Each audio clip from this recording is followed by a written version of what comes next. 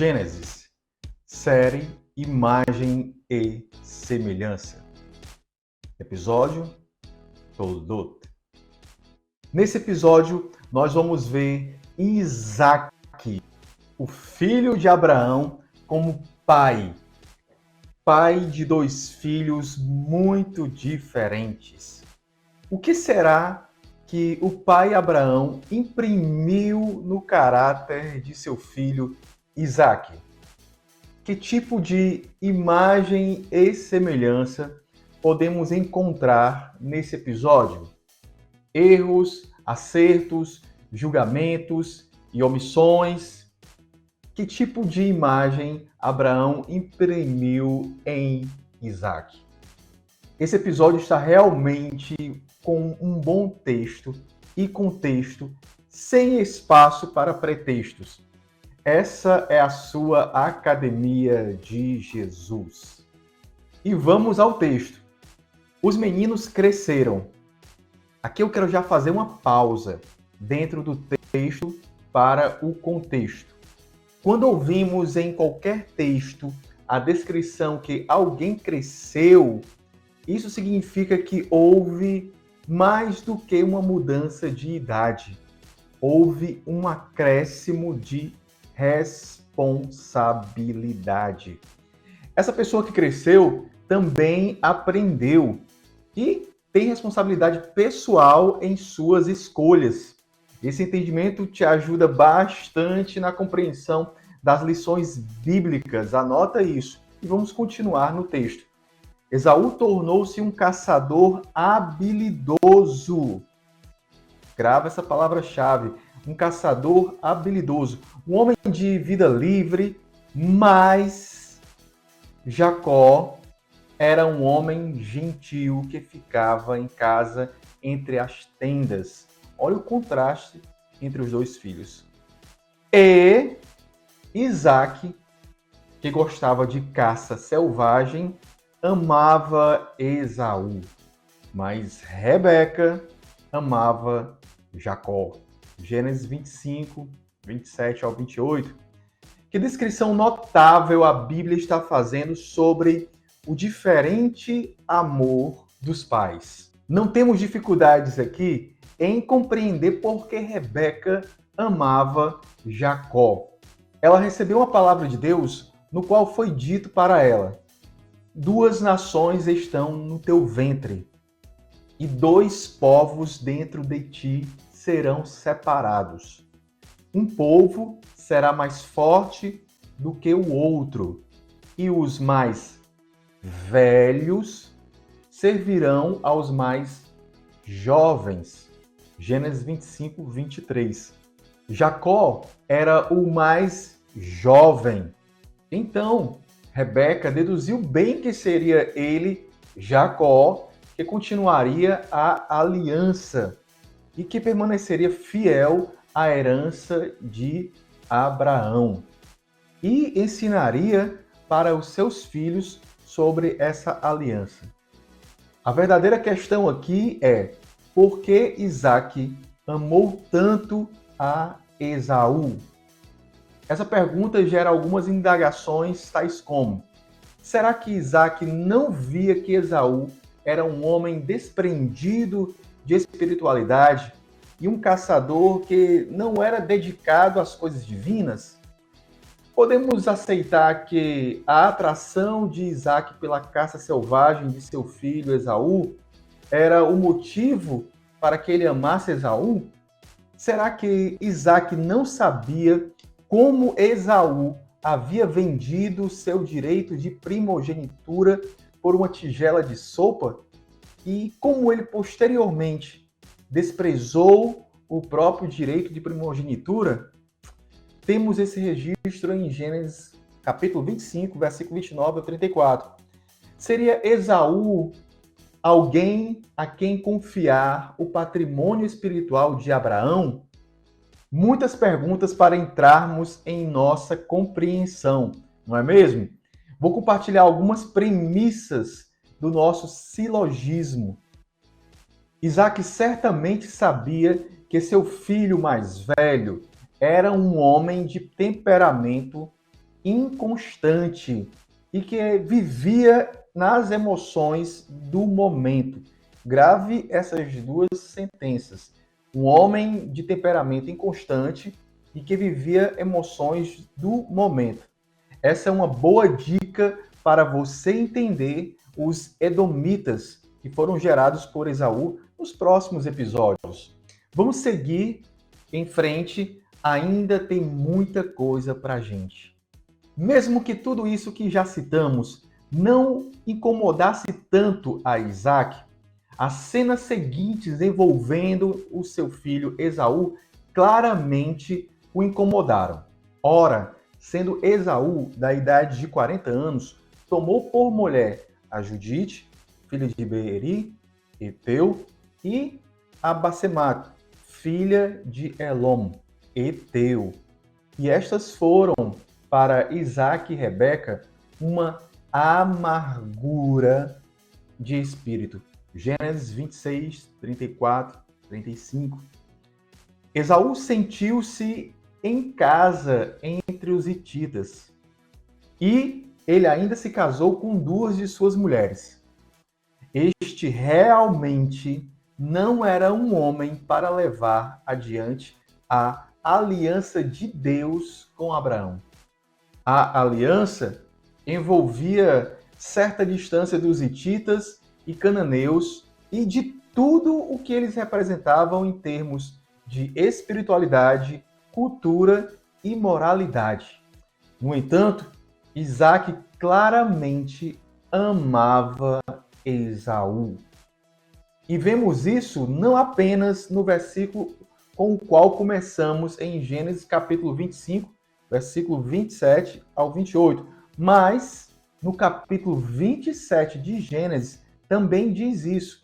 Em Gênesis 27, com sua história moralmente desafiadora de como Jacó se vestiu de Esaú e recebeu a bênção que lhe era destinada, é notável o afeto genuíno e profundo entre Isaac e Esaú. Também sentimos isso no início, quando Isaac pede a Esaú: prepare-me um alimento saboroso que eu goste e traga-o para que eu coma, para que eu possa lhe dar minha bênção antes de morrer. Gênesis capítulo 27, versículo 7. Isto não é um apetite físico de Isaac falando, é seu desejo de ser preenchido com o cheiro e sabor do que ele associa o seu filho mais velho, para que ele possa abençoá-lo com um clima de amor concentrado. Mas é o final da história, porém, que realmente transmite a profundidade do sentimento entre eles. Esaú entra com a comida que ele preparou para o seu pai. E lentamente, Isaac e Esaú perceberam a natureza do engano que foi praticado contra eles. Isaac tremeu violentamente, é o que diz na maioria das traduções. Esaú explodiu com um grito alto e amargo. Gênesis capítulo 27, do 33, versículo 33 ao 34. É difícil transmitir o poder dessas descrições aqui. Muito se perde na tradução. Por exemplo, o verbo laharod significa estar preocupado com algo. Daí nós temos a palavra haradá. Haradá significa ansiedade, medo e angústia. A palavra-chave aqui. O texto em hebraico diz: Vayirad Yitzhak haradá gedolá ad meod. Traduzindo para uma forma mais próxima do hebraico, diz assim, você pode entender assim: Isaac passou a angustiar-se com uma angústia muito grande. Angústia é uma emoção complexa. Segundo a psicologia, angústia é um estado mental de perturbação emocional, caracterizado pela união de sintomas psicológicos e físicos. A pessoa angustiada tem uma sensação de que tudo está perdido, tornando-se cega para as soluções de seus problemas. O texto hebraico segue dizendo que Shmoa Esav et Divrei Aviv Vaitzak Tzaka Gedolá Umara Ad Meod. Vou ler só até aqui. Esaú deu um grito grande e amargo. O hebraico está sempre conectando o entendimento. Já passei a dica para você. Curso Aleph de hebraico. Uma vez que os acontecimentos giraram em torno de comida, o gosto amargo da situação estão marcados no texto em hebraico. Isso é espetacular. Assim fica mais fácil entender o contexto e sem pretextos. A Bíblia geralmente diz pouco sobre as emoções das pessoas. Durante a Akedah de Isaac, Akedah é um termo bíblico que eu já ensinei aqui para todo mundo, na Academia de Jesus. Durante a Akedah de Isaac, não temos a menor indicação do que Abraão ou Isaac sentiram em uma das cenas de mais suspense do livro do Gênesis. O texto lá, naquele episódio, estava repleto de antecedentes, o que significava que havia mais coisas não ditas do que ditas. Mas a profundidade do sentimento que a Bíblia descreve ao falar de Isaac e Esaú nesse momento é rara e quase avassaladora. Esaú busca apaixonantemente alguma bênção de seu pai. E Isaac se estimula a fazê-lo. O vínculo de amor entre eles é intenso. Então, a pergunta que fizemos no início retorna com força inalterada aqui. Por que Isaac amava Esaú? Com toda a selvageria de Esaú, sua inconstância e seus casamentos fora da recomendação paterna, por que? Os sábios de Israel deram uma explicação. Esta explicação está registrada no Midrash Tanhumá, Toldot 8, de Gênesis capítulo 27, 25. Já falamos sobre o Midrash aqui na Academia de Jesus e vamos falar mais ainda. O Midrash trata da exposição bíblica dos sábios de Israel, depois que eles sondaram as profundezas da Bíblia. Eles interpretaram a frase caçador habilidoso como significando que Esaú prendia a atenção de Isaac e o enganava, e ainda fingia ser mais religioso do que ele realmente era. Porém, eu quero compartilhar com você uma explicação mais próxima do sentido claro do texto. Isaac amava Esaú porque Esaú era seu filho. E é isso que os pais fazem. Os pais amam seus filhos incondicionalmente. Isso não significa que Isaac não pudesse ver as falhas no caráter de Esaú. Isso também não quer dizer que Isaac considerasse Esaú a pessoa certa para continuar a aliança. E muito menos que Isaac não sentiu dor quando Esaú se casou com as mulheres hititas. O texto de Gênesis capítulo 26, versículo 34 e 35, diz explicitamente que ele sentiu sim uma amargura de espírito. A nossa explicação significa que Isaac sabia que um pai deve amar seu filho, porque ele é seu filho. Isso não é incompatível com ser crítico do que ele faz. Criticar os filhos faz parte, sim, desse amor. Isso é refletido em toda a Bíblia. Por exemplo, Provérbios capítulo 3, versículo 12 diz: porque o Senhor repreende aquele quem ama, assim como o pai ao filho a quem quer bem. Hebreus, sim, um livro escrito aos Hebreus, que nós usamos. Hebreus no capítulo 12, versículo 6 diz: porque o Senhor corrige o que ama e açoita a qualquer que recebe por filho. Se suportais a correção, Deus vos trata como filhos. Por quê? Porque filho há a quem o pai não o corrija. Mas, se estáis sem disciplina, do qual todos são feitos participantes, sois então bastardos e não filhos. Que lição, hein?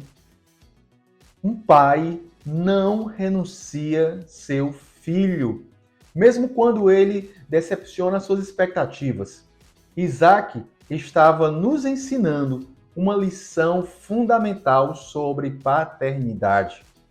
E por que Isaac? Porque Isaac sabia que Abraão havia mandado embora seu filho Ismael. E ele sabia o quanto isso doeu em Abraão e feriu Ismael. Existem muitos textos do Midrash que sugerem que Abraão visitou Ismael mesmo depois de mandá-lo embora. E outros textos também do Midrash que dizem que foi Isaac quem defendeu, quem efetuou a reconciliação entre pai e filho. Isaac estava determinado a não impor esse mesmo destino de abandono a Esaú. Da mesma forma, Isaac conhecia profundamente o custo psicológico, tanto para o seu pai quanto para si mesmo, da Akedá. Já falamos sobre isso. Aquela provação que eles passaram como pai e filho foi necessária. Caso contrário, Deus não teria ordenado assim, mas deixou feridas, cicatrizes psicológicas e deixou Isaac determinado a não sacrificar Esaú, seu próprio filho. De alguma forma, o amor incondicional de Isaac por Esaú foi um tikkun, termo hebraico para conserto, conserto da ruptura no relacionamento pai e filho provocado pela Akedá. Assim, embora o caminho de Esaú não tenha sido o da aliança, o dom do amor paterno de Isaac ajudou a preparar o caminho para a próxima geração. Todos os filhos de Jacó permaneceram dentro do rebanho. Agora, você pode entender uma expressão antiga em Israel e que tornou-se música, Avinu Malkeinu. Sim, nosso Deus e nosso Pai. Essa expressão deixa claro que o nosso Rei é, antes de mais nada, o nosso Pai. Então, podemos investir em nossa relação com Deus usando as emoções mais profundas que temos. Deus luta conosco, assim como um pai luta com um filho. Lutamos com ele como uma criança luta com seus pais. Esse relacionamento às vezes é tenso, conflituoso e até doloroso. Mas o que lhe atribui profundidade é o nosso conhecimento de que ele é inquebrável. Aconteça o que acontecer, um pai ainda é pai e um filho ainda é um filho. Isaías 49:15. Porventura pode uma mulher, mãe, esquecer-se tanto de seu filho que cria, que não se compadeça dele, do seu filho, o filho do seu ventre? Mas, ainda que esta se esqueça dele, contudo eu, como pai, diz o Senhor, não me esquecerei de ti. O vínculo entre pai e filho pode ser profundamente danificado, mas nunca é quebrado de forma irreparável. Jesus ensinou bastante sobre isso aos primeiros alunos de sua academia.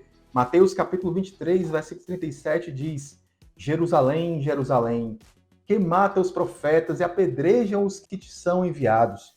Quantas vezes quis eu ajuntar os teus filhos, como uma galinha ajunta os seus pintos debaixo de suas asas. E tu não quisestes. Eis que a vossa casa vai ficar-vos deserta, porque eu vos digo que desde agora não me vereis mais até que diga Baruch haba Beshem Adonai. Bendito o que vem em nome do Senhor. Era isso que Isaac estava sinalizando para todas as gerações, com o seu amor contínuo por Esaú. Tão diferente dele, tão diferente em caráter e destino, mas nunca rejeitado por ele. O amor incondicional não é livre de críticas, mas é inquebrável. É assim que devemos amar nossos filhos, pois é assim que Deus nos ama. Essa é a imagem e semelhança de Deus em Isaac. Shalom.